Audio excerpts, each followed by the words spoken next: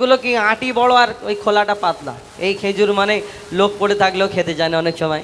কিন্তু এই আমাদের ক্যানিং শুধু নয়, অল ওয়েস্ট বেঙ্গল ঘুরলে কত লক্ষ লক্ষ খেজুর গাছ পাবেন, কিন্তু কোনো খেজুর গাছ দেখাতে পারবেন পশ্চিমবাংলায় একটা খেজুর গাছ আছে যে খেজুর গাছে খেজুর হয় আর বিনা দানার, এই সেই খেজুর গাছে খেজুর হয় কিন্তু সেই খেজুরের মধ্যে দানা থাকে না, বিনা দানার খেজুর। তো ওই আঁটিটাই তো সব কিছুই আমাদের এখানে খেজুর।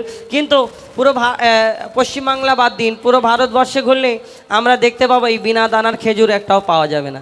আরবের বুকে একটা খেজুর হয়, হাজি সাহেবরা যখন হজ থেকে আসে অনেক রকম খেজুর আনে, লম্বা খেজুর, গোল খেজুর, পাকা খেজুর, কাঁচা খেজুর, এই ছোট খেজুর, কত রকম খেজুর, তার মধ্যে একটা খেজুর আনে বিনা দানার খেজুর। বিনা দানার খেজুর, এই বিনা দানার খেজুরটা হলো কোথা থেকে? এই ঘটনাটায় বিনা দানার খেজুর যেই দিন ঘটেছিল, বিনা দানার খেজুরটা হয়েছিল আল্লাহ রসুলের জামানায়।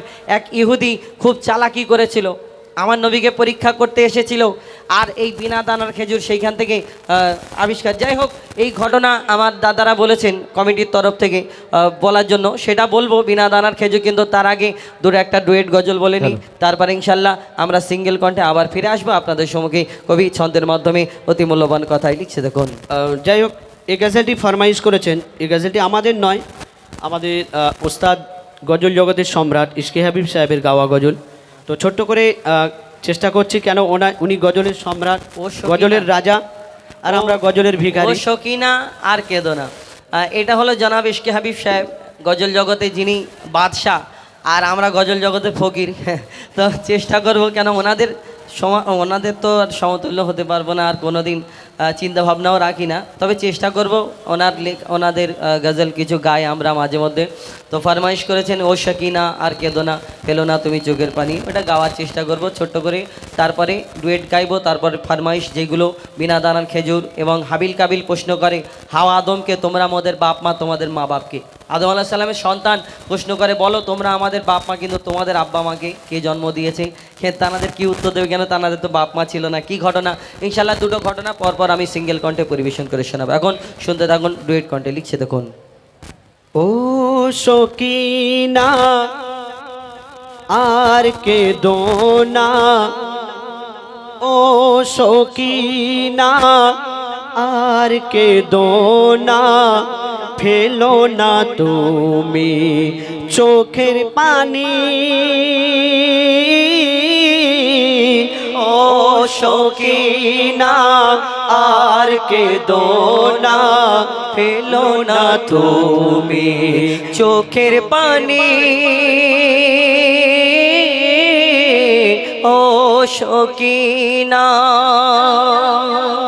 আসগার আমার ঘুমিয়ে গেছে, আর কোনো দিন জাগবে না, মায়েরা চোল ধরে শিশু আর কোনো দিন ডাকবে না, কচি শিশু করেনি কিছু, কচি শিশু করেনি কিছু, তবু পানি পেল না, ও শকিনা আর কেদো না, ফেলো না তুমি চোখের পানি,